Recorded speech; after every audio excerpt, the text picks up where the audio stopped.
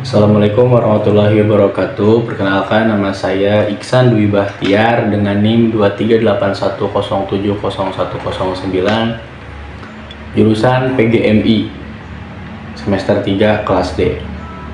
Sini saya akan mereview kembali tugas UAS dari mata kuliah Perencanaan Pembelajaran SD atau MI yang diampu oleh dosen Ibu Nur Atikoh MPD. Oke, yang pertama langsung aja. Yang pertama itu, RPP dan modul ajar itu adalah dua dokumen pembelajaran yang sangat penting yang memiliki fungsi yang berbeda tentunya dalam proses pembelajaran atau dalam proses pendidikan. Perbedaannya sebagai berikut. Kalau kita dilihat dari definisinya itu adalah RPP itu dokumen perencanaan yang berisi langkah-langkah pembelajaran untuk suatu pertemuan atau lebih yang digunakan oleh guru sebagai panduan dalam mengajar. Sedangkan modul ajar itu adalah dokumen pembelajaran yang lebih lengkap dan detail, mencakup materi, metode, media, dan alat evaluasi untuk digunakan langsung oleh guru atau siswa tersebut. Kalau perbedaan komponen yang utamanya itu antara RPP dan modul, yang pertama, RPP itu jelas tujuan pembelajaran, langkah-langkah kegiatan pembelajaran, dan penilaian pembelajaran. Sedangkan modul ajar itu mencakup informasi umum yang di dalamnya itu ada identitas modul, profil pelajar Pancasila, alokasi waktu, dan lain-lain. Juga ada kompetisi yang dicapai, ada tujuan pembelajaran, elemen, dan materi yang esensial.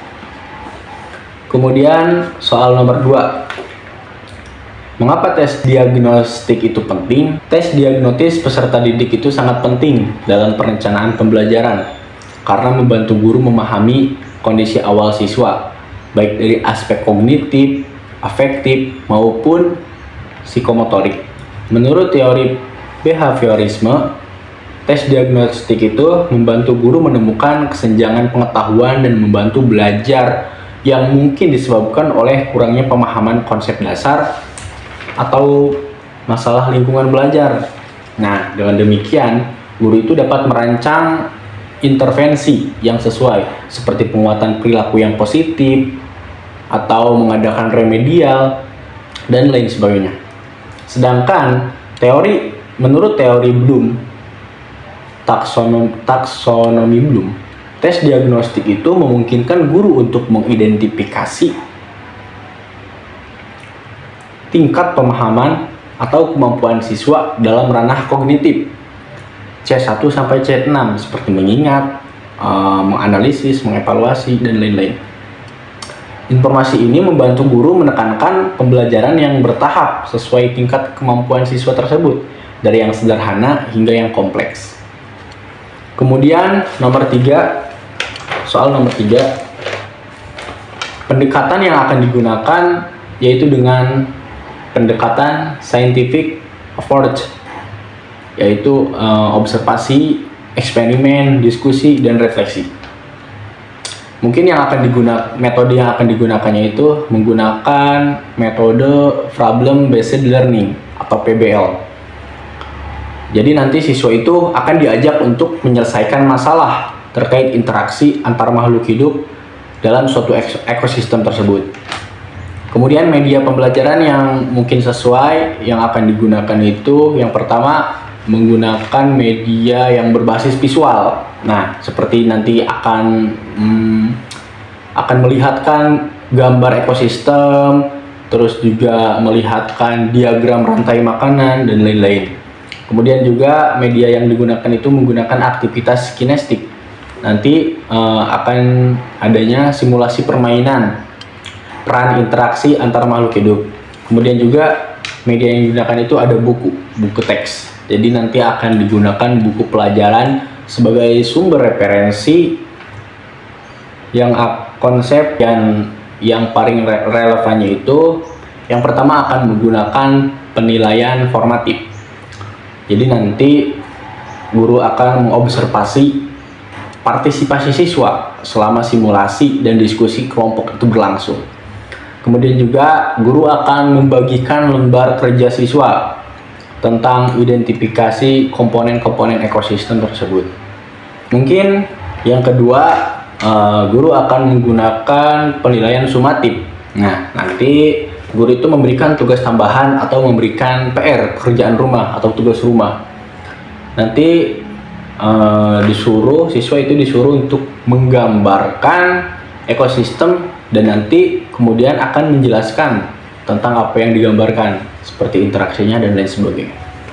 Kemudian yang nomor 4 itu, jika siswa hanya menghafal isi pelajaran tanpa memahami konsepnya, mungkin langkah perbaikan yang dapat dilakukan sebagai guru adalah merancang pembelajaran yang berfokus pada pengembangan Higher Order Thinking Skill atau HOTS.